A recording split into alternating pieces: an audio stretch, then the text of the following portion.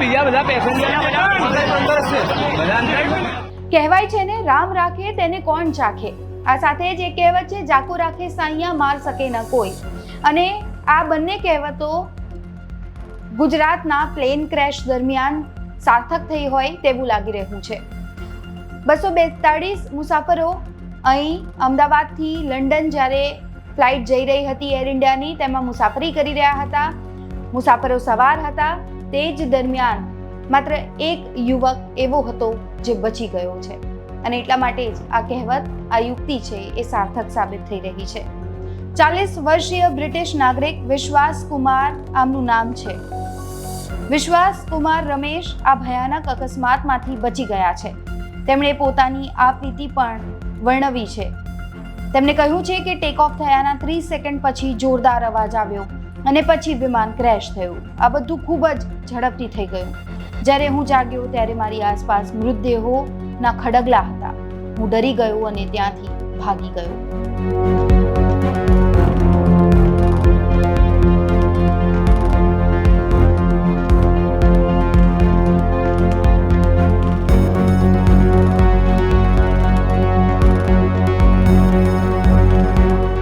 આ એકમાત્ર એવા મુસાફર છે જેઓ આ દુર્ઘટનામાં બચી ગયા છે.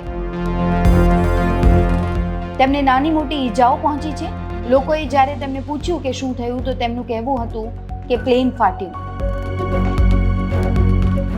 રમેશ વિશ્વાસનો સીટ નંબર 11A હતો.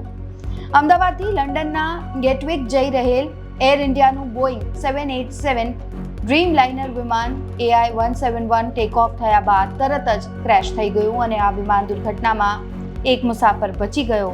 મુસાફરનું નામ વિશ્વાસ કુમાર રમેશ છે અને તેઓ દીવના NRI છે. હાલમાં હોસ્પિટલમાં તેમની સારવાર ચાલી રહી છે. વડાપ્રધાન નરેન્દ્ર મોદી જ્યારે અમદાવાદની મુલાકાતે આવ્યા, તેમને ઘટના સ્થળની મુલાકાત લીધી. આ બાદ તેઓ સિવિલ હોસ્પિટલ પણ પહોંચ્યા હતા અને ત્યાં તેમને વિશ્વાસ કુમાર સાથે પણ ખાસ વાત કરી, તેમની ખબર અંતર પૂછી. આ સાથે જ વડાપ્રધાન નરેન્દ્ર મોદીએ જે તમામ દર્દીઓ હાલ સિવિલ હોસ્પિટલમાં સારવાર હેઠળ છે તેમની તબિયત પૂછી.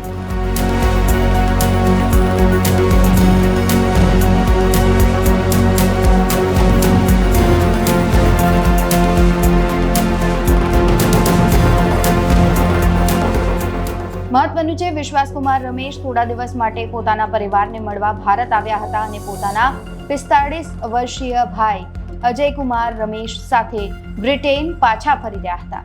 વિશ્વાસે કહ્યું કે તેઓ 20 વર્ષથી લંડનમાં રહે છે, જ્યાં તેમની પત્ની અને બાળકો પણ રહે છે.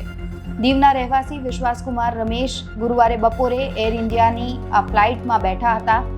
આ ફ્લાઇટ ઉડાન ભરતાની સાથે જ મેઘાણીનગરમાં આવેલ અતુલ્ય હોસ્ટેલ સાથે અથડાતાની સાથે ભયંકર આગ લાગી. જો કે ફ્લાઇટમાં સવાર વિશ્વાસ સીટ નંબર 11A પાસે બેઠા હતા અને તેમની સીટની બાજુમાં જ ઇમરજન્સી દરવાજો હતો.